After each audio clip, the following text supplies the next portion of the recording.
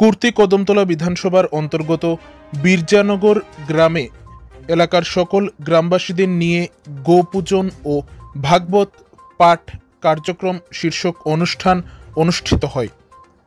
13ই মে সোমবার বিকেল আনুমানিক 4টা নাগাদ উত্তর ত্রিপুরা জেলার 54 কুর্তি কদমতলা বিধানসভা কেন্দ্রের বীরজানগর গ্রামে এই অনুষ্ঠানটি অনুষ্ঠিত হয়।